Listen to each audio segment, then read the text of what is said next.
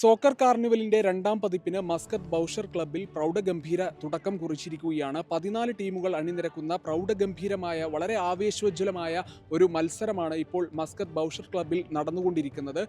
14 ടീമുകളും വളരെ വാശിയേറിയ മത്സരമാണ് കാഴ്ചവെക്കുന്നത്. അതേസമയം നാളെ മസ്കത്ത് ബൗഷർ ക്ലബ്ബിൽ നടക്കാനിരിക്കുന്ന സെമി ഫൈനൽ മത്സരങ്ങൾക്കായിട്ടാണ് ഇനി എല്ലാവരും ആകാംക്ഷയോടെ കാത്തിരിക്കുന്നത്.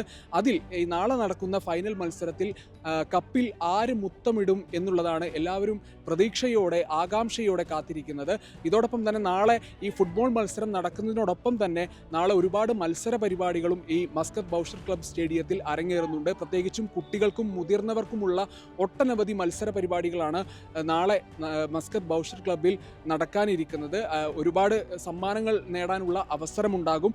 അതോടൊപ്പം തന്നെ ഒരുപാട് പ്രോത്സാഹന സമ്മാനങ്ങളും ഉണ്ടാകും.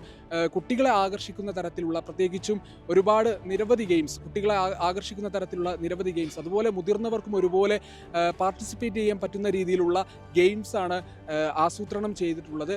നാളെ ഏതായാലും ഈ മസ്കത്ത് ബൗഷർ ക്ലബ്ബിൽ ഒരുപക്ഷെ ജനക്കൂട്ടം തിങ്ങി നിറയുന്ന ഒരു സാഹചര്യം ഉണ്ടായിരിക്കാം. അതോടൊപ്പം തന്നെ ഇപ്പോൾ നാളെ പ്രധാനമായിട്ടും നമ്മുടെ ഗസ്റ്റായിട്ട് വരുന്നത് ആൻ്റണി വർഗീസ് പെപ്പെ, അതുപോലെ നമ്മുടെ ഫുട്ബോൾ താരം CK വിനീത്, ഡെയ്ൻ ഡേവിസ് തുടങ്ങിയ താരങ്ങളാണ് മെയിൻ മുഖ്യാതിഥികളായിട്ട് എത്തിയിരുന്നത്. അതോടൊപ്പം തന്നെ റാഷിദ് കോട്ടക്കലിൻ്റെയും എടുത്തു പറയേണ്ട ഒരു സാന്നിധ്യമാണ്. അദ്ദേഹവും വളരെ പ്രൗഢഗംഭീരമായിട്ടുള്ള ഒരു ആവേശോജ്വലമായിട്ടുള്ള മത്സരത്തിന് കമൻട്രി പറയാൻ അദ്ദേഹം ഉണ്ടാകും എന്നുള്ളതാണ്. കാണികളും എല്ലാവരും വലിയ പ്രതീക്ഷയിലാണ്. അതോടൊപ്പം തന്നെ ഈ മത്സരത്തിൻ്റെ ഭാഗമാകുന്ന ഫുട്ബോൾ താരങ്ങളും ഒരുപാട് വലിയ പ്രതീക്ഷയിലാണ്. ഈ ആവേശോജ്വലമായ ഈ മത്സരത്തിൽ ആര് കപ്പടിക്കുമെന്നുള്ളതാണ് എല്ലാവരും ഉറ്റുനോക്കുന്നത്.